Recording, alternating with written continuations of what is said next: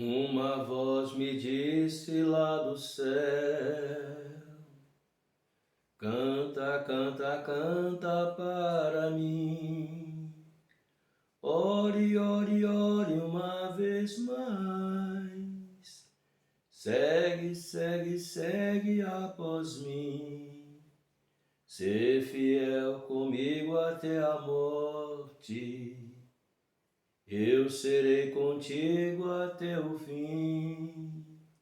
Logo estarás aqui nos céus, onde tens uma coroa preparada para ti. Logo estarás aqui nos céus, onde tens uma coroa preparada para ti. Bendito seja o nome desse Deus maravilhoso chamado Jesus Cristo.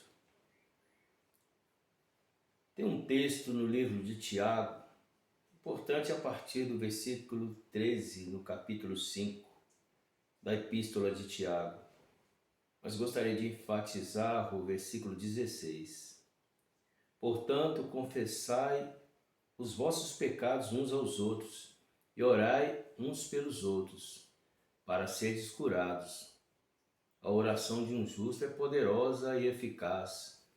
Em algumas traduções testifica-se muito pode em seus efeitos a oração de um justo. Eu costumo afirmar que a fé é o dispositivo, a oração o condutor. A condição é o amor e Deus é a resposta.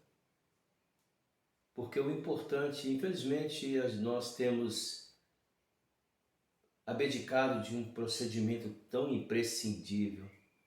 Nunca houve um avivamento em que antes não precedesse momentos de oração em vigília. A primeira transformação vem através da oração. Falo quanto a mim, pois eu sei que eu estou muito aquém de onde deveria estar.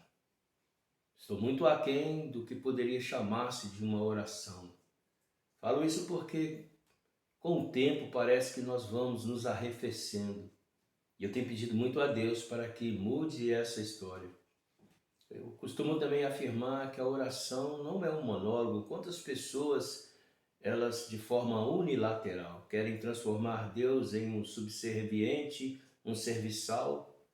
E, infelizmente, nesse mesmo livro de Tiago, ele fala sobre pedir e não receber porque não sabeis como orar. E muitas vezes ele enfatiza que muitas vezes nós procuramos os nossos deleites e vivemos uma vida dissoluta, uma vida na pior das hipóteses ou na melhor das hipóteses, para falar o contrário, vivemos uma vida egocêntrica, querendo nossos caprichos. Ainda ontem, passeando pela internet, mais um defeito, porque eu deveria estar orando, mas no entanto, estava zapeando, olhando vídeos na internet, e então eu vi uma chamada um tanto impactante de um determinado pastor. E então eu pensei que poderia ser algo realmente que tem certas chamadas que nos chamam, com perdão da redundância, nos chamam a atenção. Mas eu pensei que poderia ser algo impactante e eu comecei a ouvir o testemunho, porque era sobre o seu testemunho. Só consegui ouvir até a metade. Um testemunho triunfalista que visava apenas o seu próprio umbigo e os bens materiais. Quando eu falo sobre avivamento é porque quando a igreja abdica, reconhece os seus erros, nós como cristãos, reconhecemos que somos falhos, que precisamos de mudança. E quando nós buscamos de Deus, sem esse egocentrismo, sem os desejos do capricho, não que devamos ter, é claro que Deus quer nos abençoar. No livro de Mateus, no capítulo 6, tem um texto muito profundo, no versículo 33, que diz: mas buscai primeiro o reino de Deus e a sua justiça, que as outras coisas vos serão acrescentadas. Vale a pena lembrar que alguns versículos antes, a partir do versículo 25, esse mestre querido é redundante em dizer: olha, nós não devemos olhar As aves dos céus, elas não plantam, elas não colhem, no entanto, Deus as alimenta. E ele continua enfatizando, se Deus alimenta aves que valem 1 centavo, muito mais ele nos alimenta ali e nos chama de homens de pequena fé. Fala que por essas coisas os gentios, ou seja, aqueles que são incrédulos, buscam. E ele faz uma outra analogia em relação aos lírios do campo, em que ele diz, olhai os lírios do campo. Eles não plantam, eles não colhem, no entanto, eles, oh meu Deus, troquei as marchas, digamos assim. Olhai os lírios do campo. Eles não tecem, eles não fiam, e nem tampouco nem Salomão, com toda a sua glória, se vestiu tal como eles. E olha que Salomão, que subentende-se, era um homem que vivia uma vida nababesca, teve várias mulheres, 700 mulheres com concubinas, 300 concubinas ou algo semelhante. Fez tantas alianças que acabou prevaricando e deixando o princípio maior, que era buscar a Deus. E o livro de Eclesiastes está cheio de ponderações, muitas até sem sentidos, mas na realidade faz um sentido tão grande quando vemos um velho decrépito, angustiado, que pediu Deus antes de mais nada, com muita humildade, sabedoria, e teve de Deus sabedoria. Acredito eu que se ele tivesse pedido Deus temor, as coisas seriam bem melhores, porque o temor do Senhor é o princípio da sabedoria. E, no entanto, o que nós mais ouvimos é uma lacônica palavra deste mesmo homem, desse mesmo rei, filho de Davi, que por causa da sua prevaricação, das suas dissoluções, acabou dividindo o reino em duas partes. A questão reino do norte, Israel em dois reinos, melhor dizendo. O reino do norte e o reino do sul. A lacônica frase que sempre que nós lemos no livro de Eclesiastes é vaidade. Tudo é vaidade. A oração nada mais é do que uma comunhão intrínseca com Deus. Ao nós nos disponibilizarmos para que possamos, através de um coração sincero, verdadeiro, íntegro, buscar a face de Deus. Não nos torna melhor do que os outros, simplesmente nos torna mais próximos de Deus. E quanto mais nós renunciamos a nós mesmos, mais nós nos enchemos de Deus. É igual aquela velha metáfora de um copo. Ninguém consegue encher um copo que já está cheio. E aquele que está cheio de si, evidentemente que não conseguirá encher com uma gota sequer do oceano do Espírito Santo. Mas quando nós estamos com uma intrínseca comunhão, vivendo, por que não dizer, uma simbiose com o Espírito Santo dentro de nós, porque nós somos o tabernáculo desse Deus maravilhoso. E quando nós vivemos o ápice disso, 5 minutos é suficiente. Apesar de que nossa comunhão, a oração, a nossa vida se torna uma oração constante. A cada momento, a cada vez que o ar entra e sai dos nossos pulmões. Quando eu falei no início sobre avivamento, eu me lembro de uma história dos moravianos, em que fizeram uma torre de vigília. Tudo começou com um homem de um coração quebrantado, Conde Zinzendorf, que abdicou-se de tudo, de si, e pegou seus terrenos e cedeu àqueles refugiados moravianos, enfim.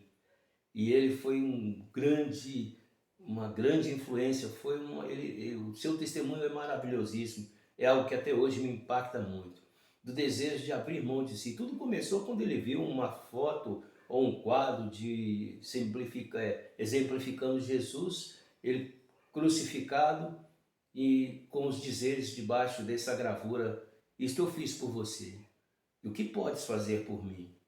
Conde Zinzendorf, com certeza, desde que leu aquela mensagem, entendeu o que aquele quadro queria dizer. E de repente abriu mão de tudo, e dizem até que chegou a abrir mão de sua fortuna, para conquistar uma riqueza sem precedentes aonde ele está agora na glória, acolhendo moravianos e enviando missionários. Por que falei sobre Conde Zinzendorf? Simplesmente pelo fato de que ele fez durante 100 anos, os moravianos, uma torre de vigia em que oravam sem cessar. Eu oro a Deus.